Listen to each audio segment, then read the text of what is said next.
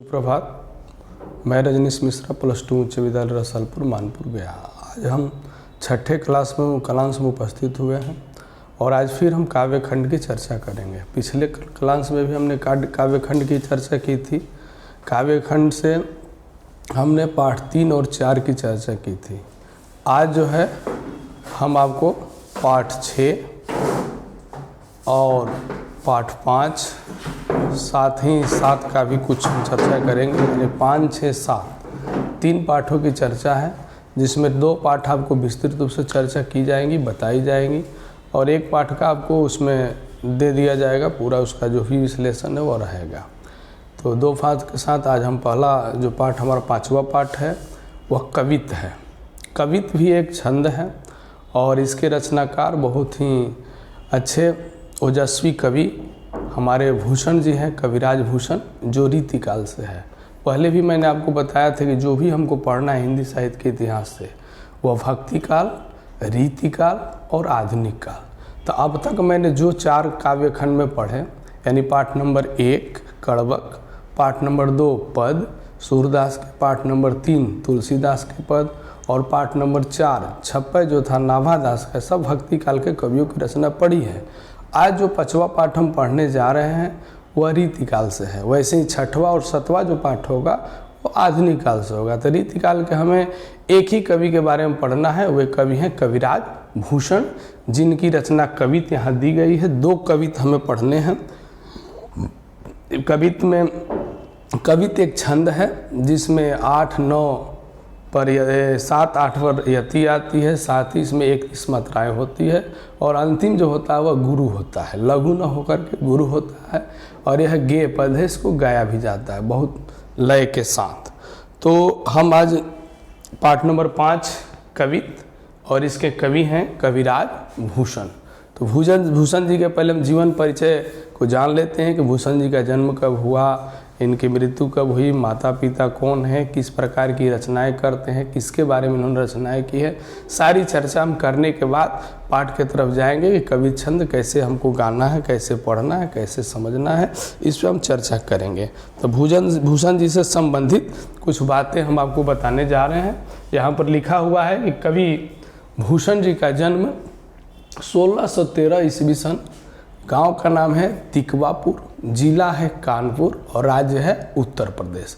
स्पष्ट रूप से हर कवि और हर पाठ, जो भी पाठ है उस पाठ का नाम और कवि का नाम, साथ ही उसका जन्म, उसकी मृत्यु, उसका राज्य भी याद करता, और कुछ प्रमुख रचनाएं भी आपको याद करना ही करना है, क्योंकि परीक्षा में पूछे जाते हैं। तो यहाँ पर इनका जन्म स्थान है तिकवापुर, गाँव भी कह सकते हैं, जिला है कानपुर, प्रदेश है उत्तर प्रदेश, और पिता का नाम है रत्नाकर त्रिपाठी और इनका उपनाम है भूषण। भूषण उपनाम से भी जाने गए, और क्योंकि जब इनकी रचनाएं ओज और वीरता के साथ आने लगी तो इनको भूषण नाम, उपनाम इनका प्रख्यात हो गया। सभी लोग भूषण नाम से जानते हैं। ऐसे इनका पूरा नाम कविराज भूषण है, कवि भूषण है।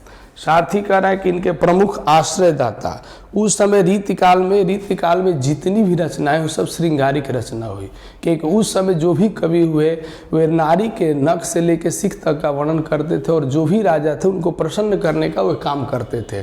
उससे राजा खुश होकर के उनको बहुत सारे उपहार, मुद्राएं और गांव तक यहाँ तक दान करते थे। लेकिन उससे थोड़ा हट करके हमारे भूषण कवि ने राजाओं की वीरता, यानी आदिकाल में जो रचनाएं हुई और जो वीरता का बखान किया गया, उस समय इन्होंने रीतिकाल में आते आते औरंगजेब का जो शासन था, और एक महाराष्ट्र के महाराजा शिवाजी महाराज, छत्रपति शिवाजी महाराज के यहाँ ही रहते थे, और उनकी वीरता का बखान इन्होंने अपने कवित्त छंदों में किया है, जो अद्भुत है, अनुपम है, जिनके बारे में हम आगे चर्चा करेंगे। अब इनकी प्रमुख आश्रयदाताओं के बारे में हम जान लेते हैं, किनके यहाँ रहे और क्या क्या इन्होंने रचनाएं की। तो ये जो इनके पहले आश्रयदाता हैं जिनके यहाँ रहते थे, छत्रपति शिवाजी महाराज, जिनको सभी जानते हैं, जो मराठा साम्राज्य के प्रतीक हैं, और उन्होंने मुगल वंश के शासन से विद्रोह किया और उन पर अपना आधिपत्य भी प्राप्त किया, और पूरे महाराष्ट्र को विजय रूप में विजय दिलाई और आगे राज्य शासन चला। इनके पुत्र हैं शिवाजी के पुत्र साहू जी के यहाँ भी ये रहे भूषण जी। साथ ही पन्ना के बुंदेला राजा छत्रसाल छत्रपाल के यहाँ भी इन्होंने रहा है, छत्रसाल के यहाँ भी रहा है, जो वहाँ के बुंदेला राजा हैं।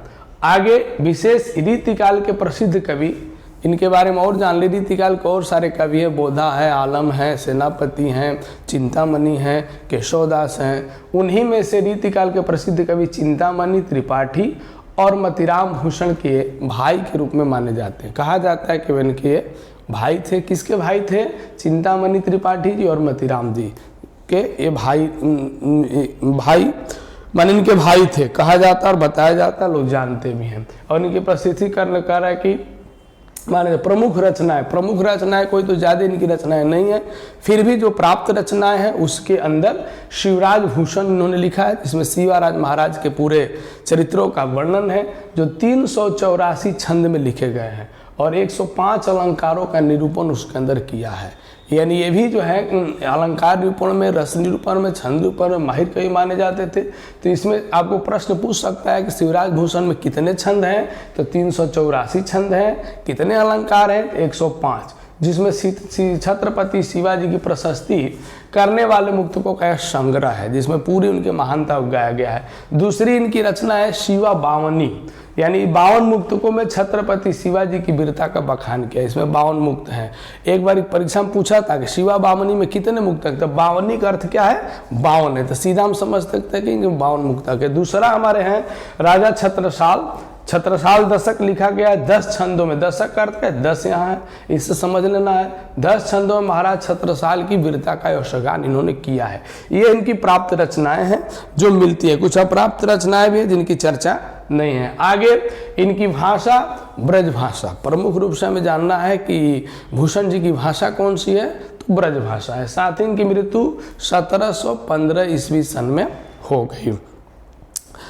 फिर इनकी विशेष कुछ और जानते हैं। भूषण जी रीतिकाल के प्रसिद्ध कवि। आपको परीक्षा में पूछ सकता है कि भूषण जी किस काल के कवि हैं, तो रीतिकाल के कवि हैं। इनकी कविताएं वीर रस के साथ ओज, पराक्रम, उत्साह से भरे हुए। जो भी इनकी कविताएं उसमें वीरता का बखान है, ओजता है, साहस और पराक्रम उसमें दिखाया गया है। सबसे ज़्यादा पराक्रम किसका बताया गया? तो राजा शिवाजी महाराज और छत्रसाल के। ये रीतिकाल के रीतिवद्ध और आचार्य कवि हैं।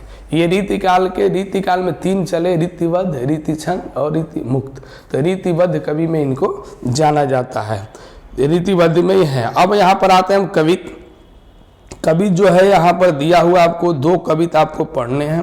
पहला जो कविता है इसके अंदर शिवाजी महाराज के पराक्रम का वर्णन करते हुए बहुत सारे उपमाओं से उनको उपमित किया गया है, जो हमारे पौराणिक कथाओं में वर्णित हैं। हिंदू जो धर्म है उसके अंदर बहुत सारे पौराणिक कथाएं हमने को सुनने को मिलती है, जानने को मिलती है। उसमें जो पुरुषत्व और महानता के प्रतीक जो लोग हैं उनसे यहाँ पर उपमा किसको दी गई है, किससे तुलना की गई है? शिवाजी महाराज से। और इस कविता में इन्होंने लिखते हैं, और कविता पढ़ने का एक तरीका है जो हम आपको थोड़ा सा पढ़ के बताते हैं, और इसी तरीके से आप पढ़ सकते हैं और याद कर सकते हैं, उसको जान सकते हैं। यहाँ लिखा हुआ है कि इंद्र जिम्ही जम्भ पर, बाढ़ो जिम्ही अम्ब पर, रावण सदम्भ पर रघुकुल राज है। पौन वारिवाह पर, शंभुरति नाह पर, जेव सहस्त्र बाहु पे शेर शिवराज है। जेव सहस्त्र बाहु पे राज दियोराज है। दावा ध्रुव दंड पर, चीता मुर्ग झुंड पर, जैसे विशुंड पर, विटुंड पर, जैसे मृगराज है। तेज तम अंश पर, कान जिम्ही कंस पर, जीव मलेक्ष वंश पर, शिव शिवराज है। यानी पढ़ने का इसका तरीका आप पढ़िएगा तो बहुत ही अच्छा है छंद है। और इसको जानने के लिए मैं आपको यहाँ पर समझा रहा हूँ कि किस प्रकार से इस छंद में कह क्या रहे हैं। यहाँ पर भूषण जी बताना चाहते हैं कि इंद्र जिम्ही जम्भ पर, अब बाढ़ो जिम्ही अम्भ पर। इंद्र के बारे में हम जानते हैं, इंद्र जो है स्वर्ग देवताओं के राजा है, और उनका अधिकार जिस प्रकार से जम्भ का अर्थ है यमराज पर है, जिस प्रकार से यमराज पर इंद्र ने अपना अधिकार प्राप्त किया, जिस प्रकार से बाढ़ो यहाँ शब्द दिया, बाढ़ो का अर्थ है बड़वाग्नि। 3 प्रकार की अग्नि है, एक है बड़वाग्नि, एक है दावाग्नि, एक है जठराग्नि। समुद्र की आग को बड़वाग्नि कहा जाता है, जंगल की आग को दवाग्नि कहा जाता है, और पेट की आग को जठराग्नि कहा जाता है। यहाँ कह रहा है कि जिस प्रकार से अम्ब यानी जल, यानी समुद्र के जल पर जिस प्रकार से बड़वाग्नि का अधिकार है, जिस प्रकार से इंद्र का यमराज पर अधिकार है। उसी प्रकार जिस प्रकार से रावण सदम्भ पर, घमंडी रावण, अभिमानी रावण पर किसका अधिकार है? राम का है। रघुकुल राजा कौन है? राम का है। उसी प्रकार से हमारे शिवाजी महाराज का अधिकार मलेच्छ वंश, मुगल साम्राज्य, औरंगजेब पर है। यहाँ पर तुलना की गई, यानी शिवाजी महाराज की तुलना किससे की जा रही है? तो बड़वाग्नि से की जा रही है, इंद्र से की जा रही है और प्रभु श्री राम से की जा रही है। यानी जिस प्रकार से इन लोगों का अधिकार जल पर बड़वाग्नि का है, यमराज पर इंद्र का है और रावण पर राम का है, उसी प्रकार से यहाँ पर शिवाजी महाराज की प्रशस्ति गाई जा रही है। अगले में कहते हैं कि पौन वारिवाह पर शंभु रति नाह पर। पौन का अर्थ क्या है? हवा। वारिवाह का मतलब है बादल। जिस प्रकार से बादल पर हवा का अधिकार है, यानी बादलों को फाड़ने का काम, हटाने का काम कौन करता है? हवा करता है। यानी जिस प्रकार से बादल पर पौन का राज है, शंभु रत्ना पर जिस प्रकार शंकर ने रतिपति कामदेव पर अपना विजय प्राप्त किया और अपने त्रिनेत्र से उसको भस्म कर दिया, यानी कामदेव पर विजय प्राप्त करने वाले कौन है? शंभु शिव हैं। और कहते हैं जो सहस्त्र बाहों पर, जो सहस्त्र बाहु राजा था जिसका हजारों बाह थे, उस बाह को काटने वाले, उस राजा को समाप्त करने वाले कौन थे? परशुराम। द्विराज ब्राह्मण पुत्र वह परशुराम जो थे, उन्होंने उसके बाहों को काट दिया। उसी प्रकार से शिवाजी महाराज किसके समान हैं? तो कह रहे हैं कि शिवाजी महाराज हवा के समान हैं, शिवाजी महाराज शंभु के समान हैं, शिवाजी महाराज से द्विराज परशुराम के समान हैं, जिन्होंने इनके ऊपर विजय प्राप्त किया है। यानी शिवाजी इस प्रकार से महान योद्धा के रूप में, पराक्रमी राजा के रूप में उनका वर्णन किया जा रहा है। फिर कहते हैं कि दावा द्रुम दंड पर, चीता मृग झुंड पर, जैसे वितुंड पर, भूषण वितुंड पर जैसे मृग राज है। दावा दुम दंड पर कह रहे जिस प्रकार से दवाग्नि, जैसे वहां पर हम आपको बताए बड़वाग्नि, वैसे दवाग्नि। जिस प्रकार से द्रुम का अर्थ क्या है? पेड़, और दंड का अर्थ उसकी डालियां। जिस प्रकार से जंगल के लकड़ियों पर, जंगल के पेड़ों पर, पेड़ों की शाखाओं पर जिस प्रकार से जंगल की आग का अधिकार है, उसी प्रकार से कहते हैं। और जिस प्रकार से चीता के झुंड पर, चीता मृग के झुंड पर जिस प्रकार से चीता का अधिकार होता है, और उसी प्रकार से हमारे शिवाजी महाराज जो हैं वितुंड यानी हाथी पर सवार होकर जब युद्ध भूमि में जाते हैं तो ऐसे दिखाई देते हैं मृगराज। यानी मृगराज किसको कहा गया है? शेर को कहा गया। बाघ को जो हिरण के ऊपर विजय प्राप्त करता है, यानी वह शेर के समान है, बाघ के समान है, और चीता के समान भी उनकी तुलना की गई है। तेजतम अंश पर, कान जिमी कंस पर। तेज प्रकाश, सूर्य के प्रकाश का अधिकार किसके ऊपर है? तम पर है। यानी सूर्य का प्रकाश जिस प्रकार से अंधकार पर अपना अधिकार प्राप्त किए हुए, और जिस प्रकार से कृष्ण ने किसके ऊपर विजय प्राप्त किया? कंस के ऊपर विजय प्राप्त किया। कान जिमी कंस पे, जिस प्रकार से कृष्ण कंस पर विजय प्राप्त किए हैं, यो मलेच्छ वंश, वैसे ही मलेच्छ वंश औरंगजेब के ऊपर किसका अधिकार है? शेर, यानी शेर की भांति शिवाजी महाराज का अधिकार है। इस कवित छंद में कवि भूषण जी ने वीरता का वर्णन करते हुए, वीर रस का वर्णन करते हुए महाराज शिवाजी के वे वीरता का बखान किया और उनकी तुलना राम से किया है, परशुराम से किया है, कृष्ण से किया है, बड़वाग्नि से किया है, दवाग्नि से किया है, चीता से किया है, शेर से किया और सूर्य के प्रकाश से किया है। इस तरीके से आप इसका अर्थ को समझ सकते हैं। बाकी जो इसका सारांश है मैंने नीचे लिख दिया है, जो मैंने आपको बताया वहाँ पर स्पष्ट रूप से लिखा हुआ है, इसको भी आप पढ़ के अच्छे से समझ सकते हैं। और मैंने आपको जो पढ़ाया वही बात यहाँ पर है।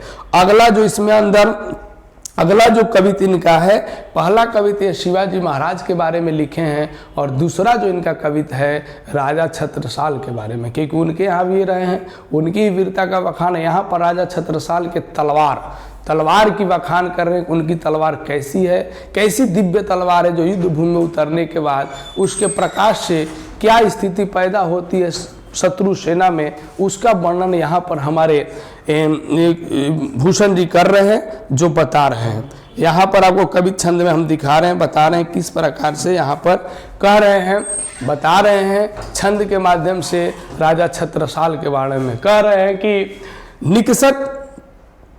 निकसत मयान ते मयूखे प्रलय भान कैसी, निकसत मयान ते मयूखे प्रलय भान कैसी, फारे तमतोर से गैदंतन के जाल को, लागती लपकी कंठी वैरिन की नागिन सी, रुद्र ही रिझावे दे दे मुंडन की माल को। लाल छति पाल छत्रसाल महाबाहुबली, लाल छति पाल छत्रसाल महाबाहुबली, कहाँ लो बखान करो तेरी करवाल को। कह रहा है प्रतिभट कटक कटीले के टिकाट काट, प्रतिभट कटिक कटीले के टिकाट काट, कलिका सी कली की कले उदित काल को। यहाँ पर छत्रसाल के महाराज के तलवार का वर्णन करते हुए कहते हैं कि निकसत मयान ते मयूखे प्रलय भानु कैसे।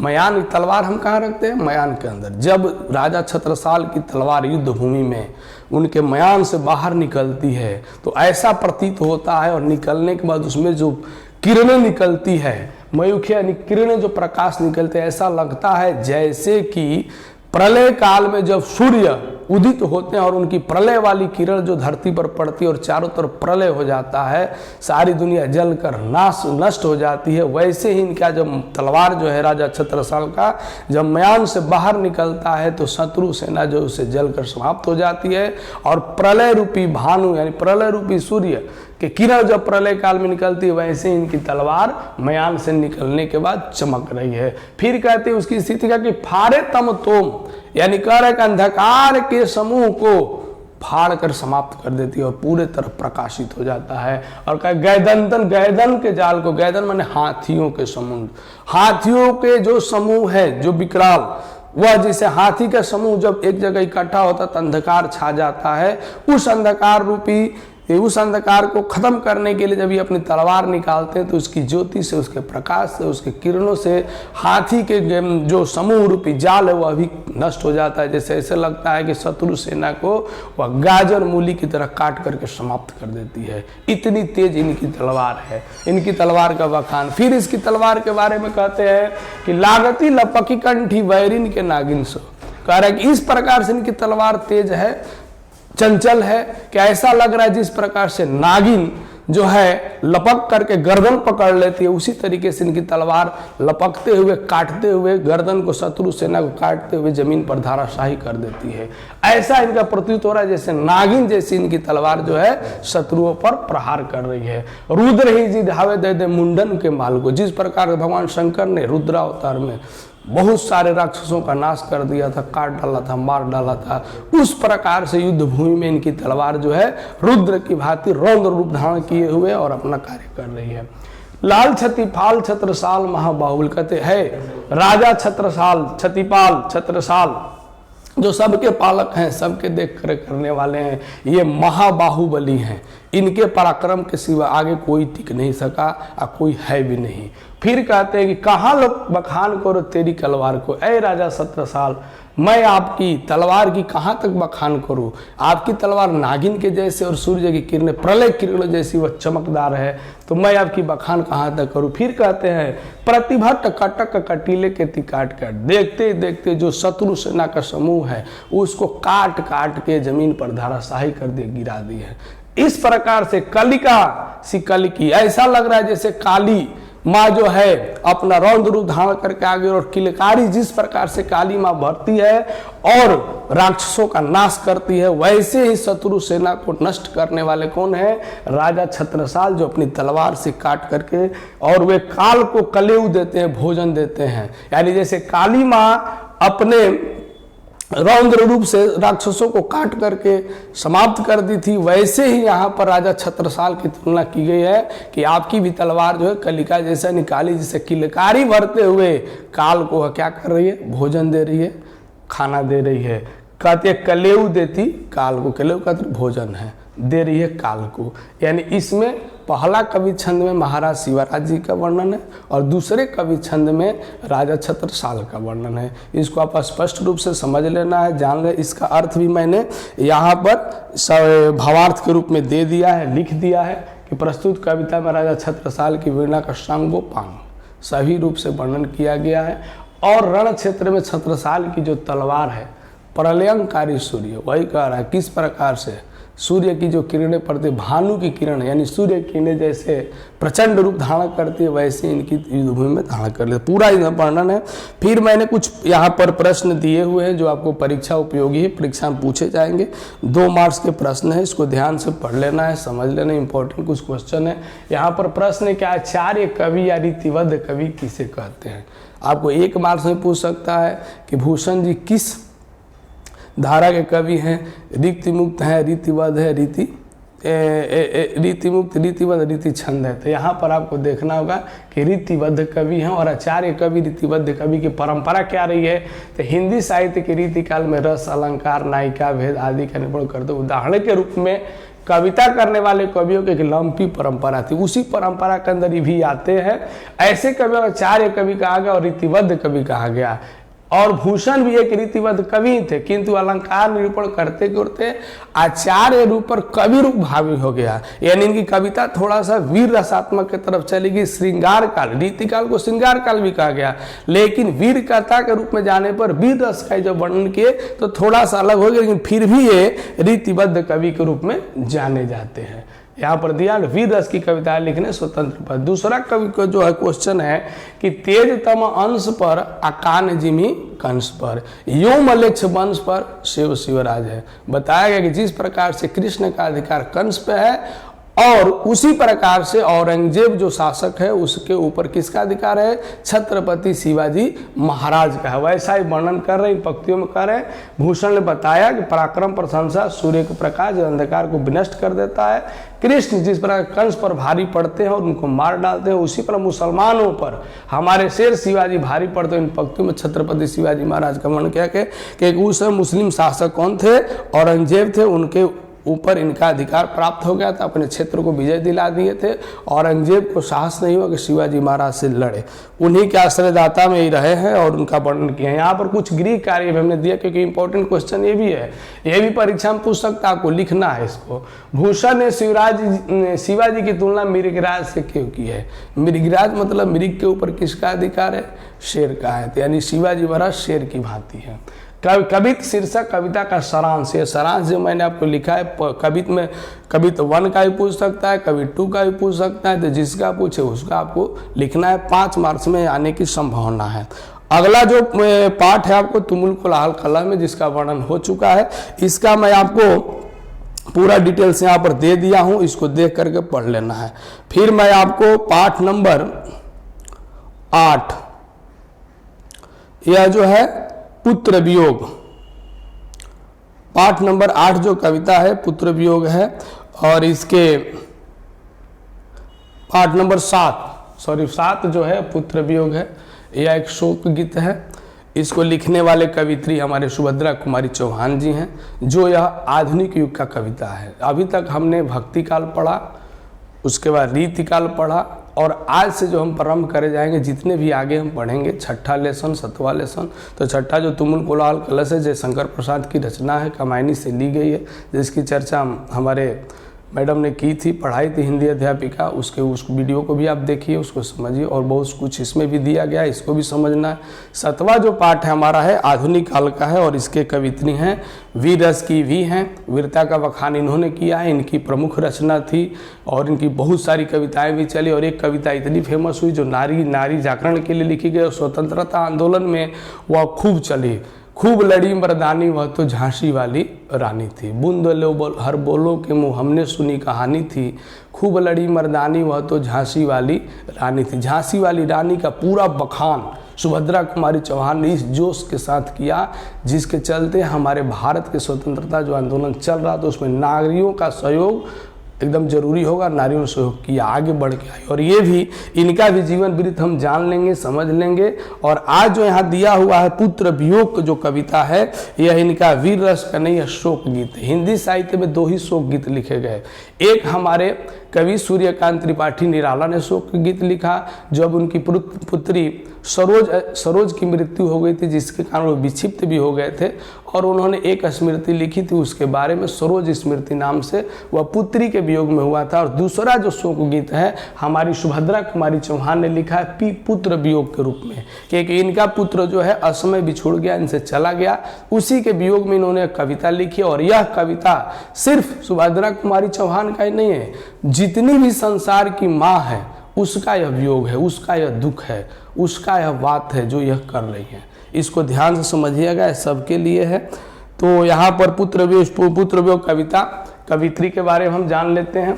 आपको कवित्री, कवि और कवित्री क्या, कवि जो है पुल्लिंग है और कवित्री क्या है, स्त्रीलिंग है।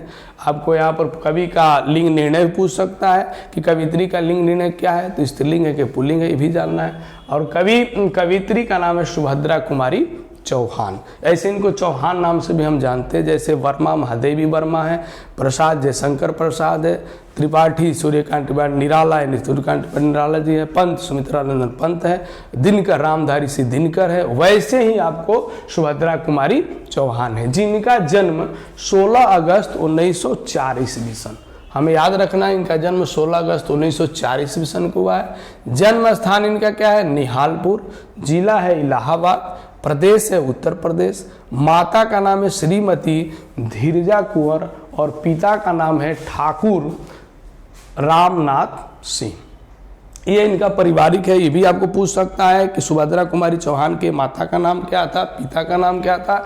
साथ ही इनके पति की भी बहुत सारा सहयोग रहा है इनके जीवन काल में, इनको आगे बढ़ाने में। और स्वतंत्रता संग्राम, इनका पूरा परिवार स्वाधीनता संग्रामी था, सब स्वतंत्रता सेनानी थे, सब लोगों ने स्वतंत्रता के लिए सब लोग जेल गए, यातनाएं सही और देश को स्वतंत्र कराया। यहाँ पर कह रहा है कि इनके पति ठाकुर लक्ष्मण सिंह चौहान जो खड़वा मध्य प्रदेश निवासी हैं, कुली प्रथा और गुलामी का नशा, ये 2 नाटक भी लिखे थे जिसको अंग्रेजी सरकारों ने क्या कर जब्त कर दिया था। साथ ही स्वतंत्रता सेनानी और कांग्रेसी नेता भी थे।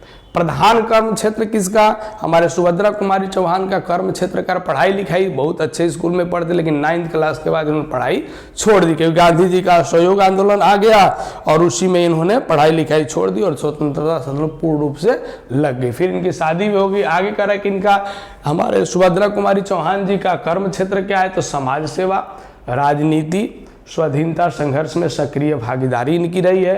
अनेक बार कारावास, जेल भी गए और मध्य प्रदेश में कांग्रेस पार्टी के एमएलए भी चुने गए थे। और इनकी प्रमुख रचनाएं मुकुल और त्रिधारा कविता संग्रह है। कविता संग्रह और कविता चयन भी हो सकता है, दोनों एक ही बात है।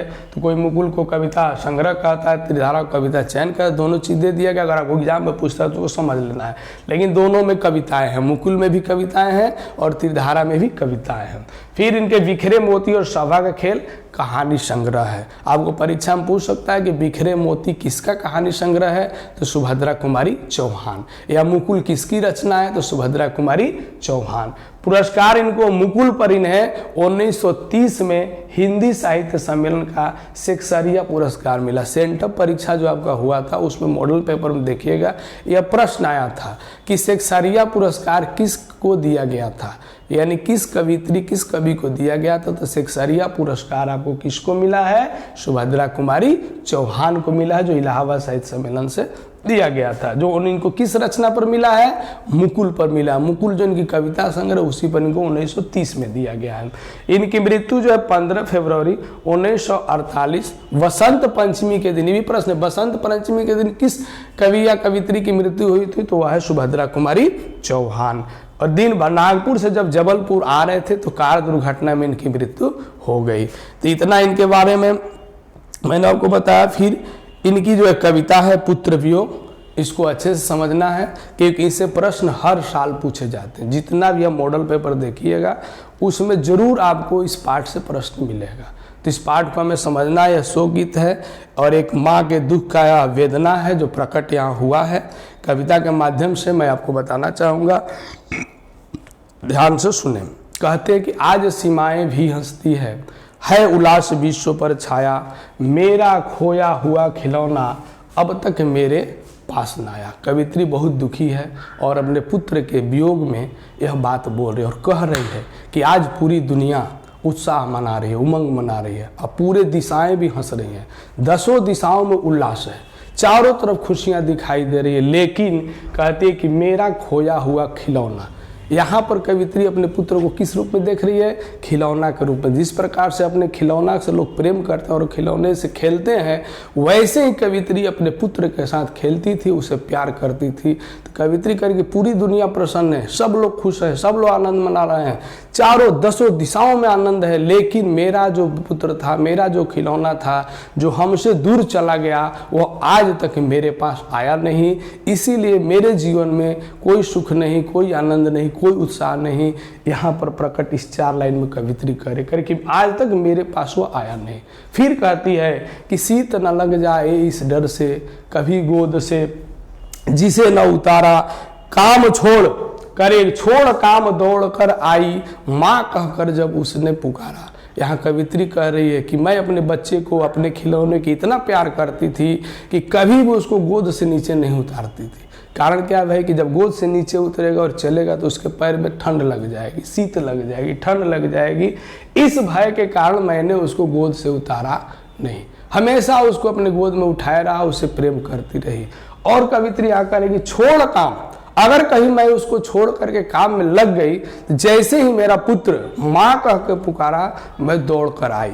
यह बात सिर्फ कवित्री की नहीं, हर वह माँ की है। जो भी माँ है अपने पुत्र को ऐसे ही प्रेम करती है, हमेशा अपने गले से लगाए रहती है, उसे प्यार करते रहती है और उसका देख रेख करती है। और जब भी बेटा उसका माँ कह के पुकारता, वो दौड़ के आती अपने बेटे की रक्षा करती है। यहाँ पर कवित्री वही भाव व्यक्त करेगी, शीत न लग जाए इस डर से, कब नहीं गोद से जिसे उतारा, छोड़ काम दौड़ कर आई, माँ कहकर जिस समय पुकारा। जब माँ कहकर पुकारा, मैं दौड़ कर आ गई और अपने बेटे को गोद से उठा लिया। अगली पंक्ति में कवित्री कह रही है कि थपकी दे दे जिसे सुलाया, थपकी दे दे जिसे सुलाया, जिसके लिए लोरियां गाई, जिसके मुख पर जरा मलिनता देख आंख में रात बिताई। करे जब मेरा पुत्र रात में सोता था तो मैं उसे थपकी दे देकर सुलाती थी। फिर आगे कहते हैं कि नहीं सो पाता था तो मैं उसके लिए लोरियां भी गाती थी, गीत भी गाती थी। और जिसके मुख पर, अगर उसके चेहरे पर कभी देखती थी उदासी, मलिनता, तो मैं रात भर जग के, पूरी रात जग करके उसके लिए जगी रहती थी और उसे सुख देने के लिए, आनंद देने के लिए, उसे सुलाने के लिए प्रयास करते रहती थी। हर माँ और बाप दोनों करते हैं। अपनी माँ तो, बाप तो थोड़ा कम, लेकिन हर वह माँ जो इस धरती की है, अपने पुत्र को चेहरे पर जैसे ही मलिनता देखती है, उदासी देखती है, उसे प्रसन्न करने के लिए तरह तरह के कार्य करता है। अगर बेटा सो नहीं पाता तो उसके लिए रात भर जगती है और उसको थपकी देकर सुलाती है, लोरिया गा के सुनाती है। यही बात यहाँ पर कवित्री जो है अपना भाव, अपना उद्वेग, अपनी संवेदना यहाँ व्यक्त कर रही है।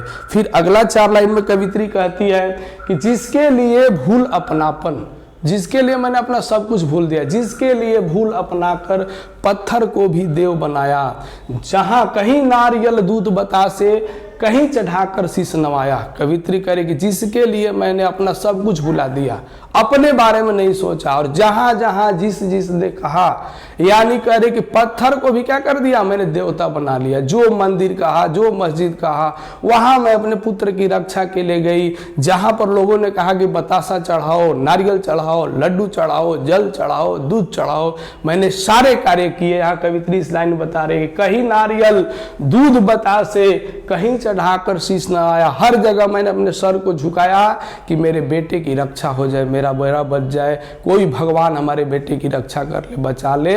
लेकिन कवित्री अगले पंक्ति में कह रही है कि फिर भी कोई कुछ न कर सका।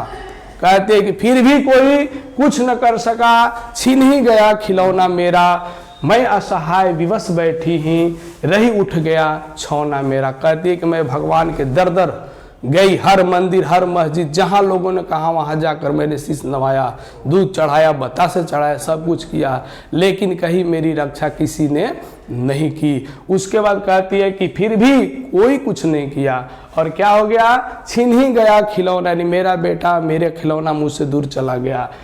मैं असहाय असहाय रही, किसी ने मेरी सहायता नहीं, और विवश हो गई, मजबूर होकर बैठी रह गई। और मेरा छौना, मेरा छोटा सा बच्चा, छौना यानी शावक, शेर के बच्चे को छौना कहा गया, वैसे ही अपने बच्चे को करिए कि मेरा जो छौना था, मेरा जो बच्चा था, वह मुझसे छिन गया और मुझसे दूर चला गया।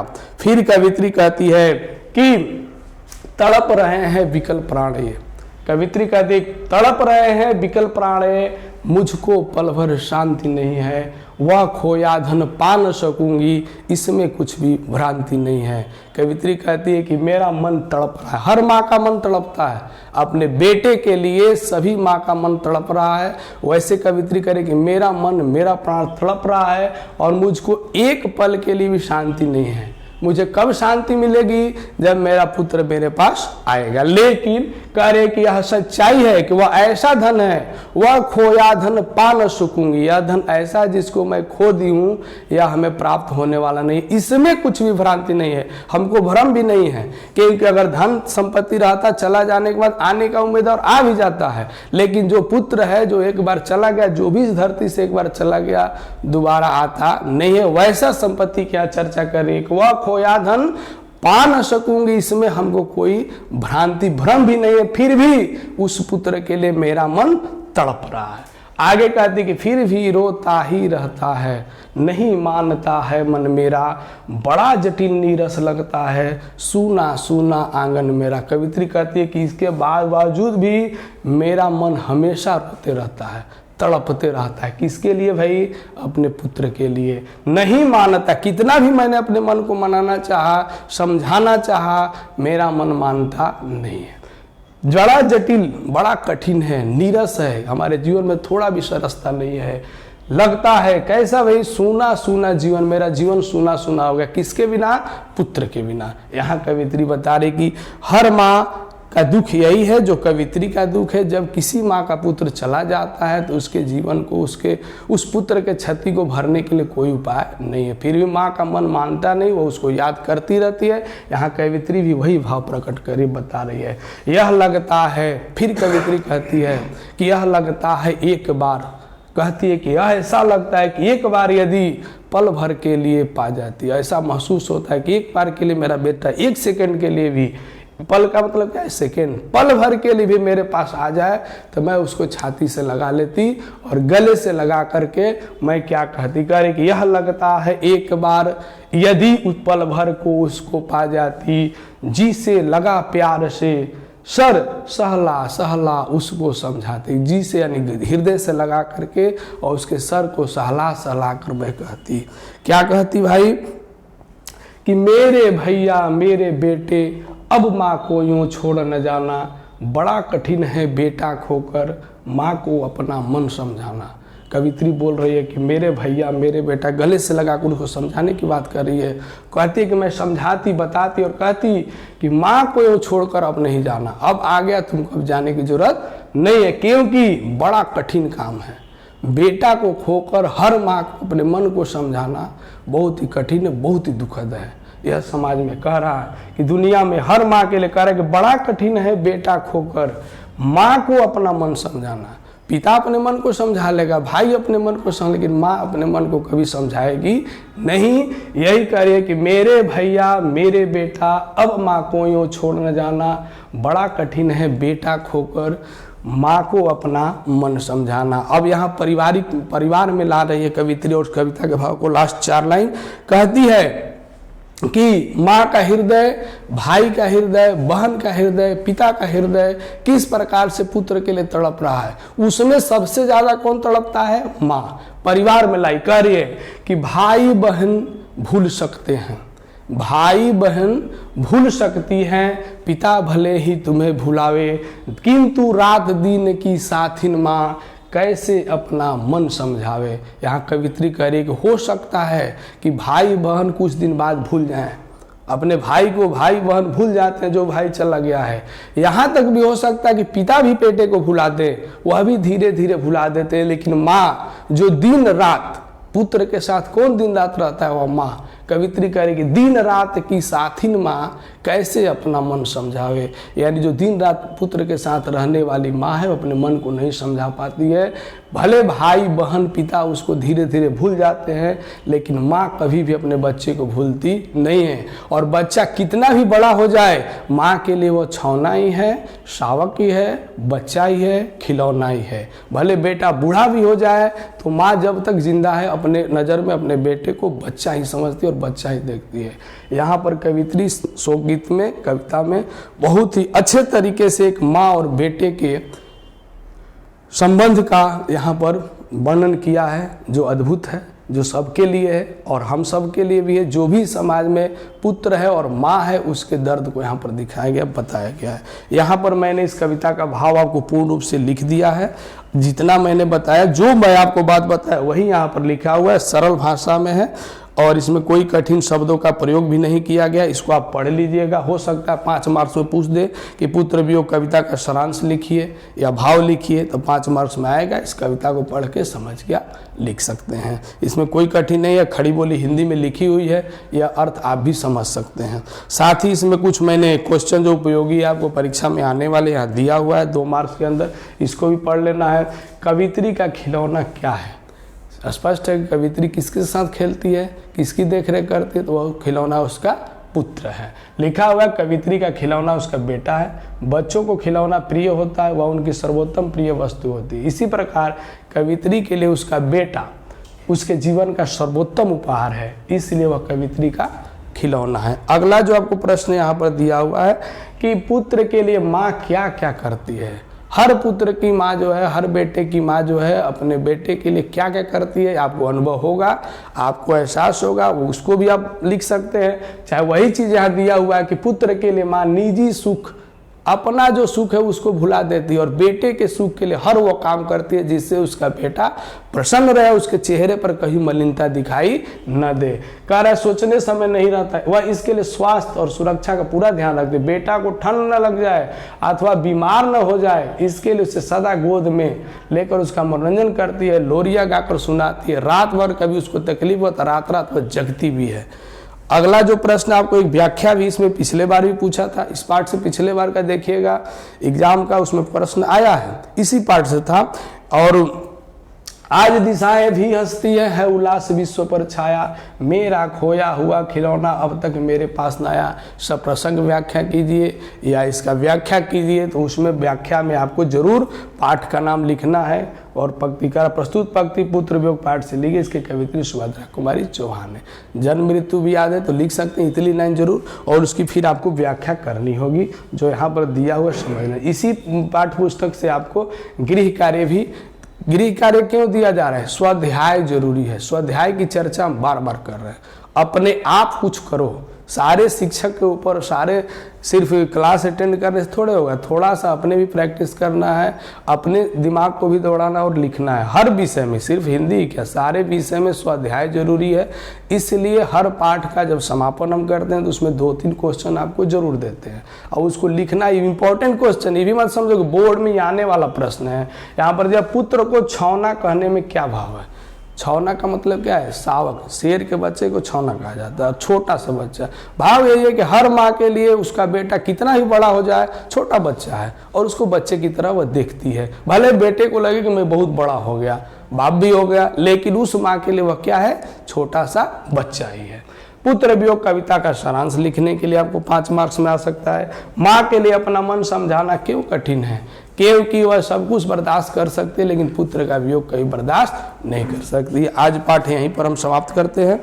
अगला क्लास के लिए हम फिर उपस्थित होंगे। साथ ही आपको वस्तुनिष्ठ प्रश्न की जो चर्चा है, मैं बार बार बता रहा हूँ, यहाँ पर एक एक पॉइंट वाइज आपको दे दिया गया कि कवित्री का जन्म कब हुआ, मृत्यु कब हुआ, माता का नाम क्या है, पिता, ऐसे आप अपने से ही 5 क्वेश्चन बना सकते हैं कि सुभद्रा कुमारी चौहान ने कौन सा पाठ लिया, तो पुत्र वियोग। इस सिंपल क्वेश्चन आप बनाइए और इसकी तैयारी आप खुद कीजिए।